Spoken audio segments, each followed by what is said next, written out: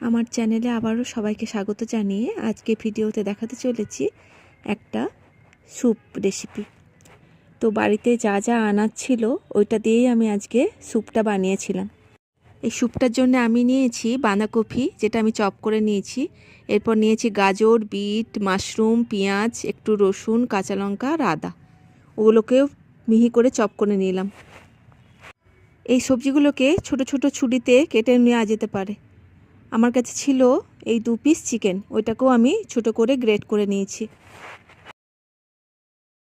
এরপর গ্যাস জ্বালিয়ে আমি প্রেসার কুকারে 3 গ্লাসের মতন জল গরম হতে দিলাম। সেই জলের মধ্যে দিয়ে দিলাম চিকেন আর কেটে রেখেছিলাম যে ভেজিসগুলো, ওইগুলোকেও অ্যাড করলাম। বাড়িতে যা সবজি আছে তাই দিয়েই এই স্যুপটা বানানো যায়। ভালো করে নাড়াচাড়া করে নিচ্ছি, একটু সেদ্ধ হতে দেব।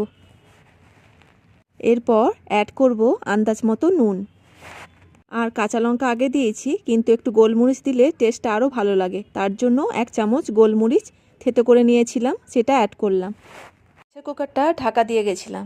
এরপর ঢাকা খুলে দেখে নিচ্ছি কতটা সেদ্ধ হয়েছে। এই যে প্রায় হয়েই এলো। এরপর জলটা যখন শুকিয়ে হাফ হয়ে যাবে তখন হাফ ম্যাগি আমি এটার মধ্যে অ্যাড করলাম। দিয়ে ভালো করে নাড়াচাড়া করতে হবে বেশ খানিকক্ষণ। এরপর আমি এটার মধ্যে অ্যাড করব টমেটো সস।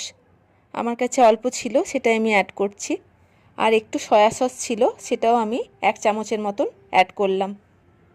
এখানে কেউ চাইলে একটা ডিম ফাটিয়ে পরে ওইটার মধ্যে দিয়ে অ্যাড করতে পারো, তো আমি দিইনি।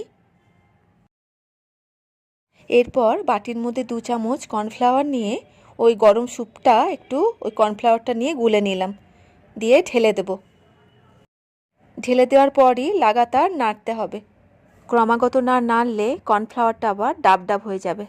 স্যুপটা হয়ে গেছে, একটু ধনেপাতা কুচি করে ওটার মধ্যে দিয়ে নিচ্ছি, তারপরে গরম গরম সার্ভ করব।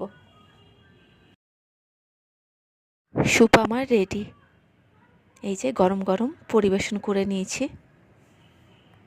স্যুপটা খেতে কিন্তু খুব সুন্দর হয়েছিল, খুব টেস্টি। আর এই শীতকালে তো গরম গরম স্যুপ পেলে আর কিছু লাগবে না। যদি এই রেসিপিটা কারোর ভালো লেগে থাকে তাহলে প্লিজ লাইক, কমেন্ট, শেয়ার এবং সাবস্ক্রাইব করতে ভুলবেন না।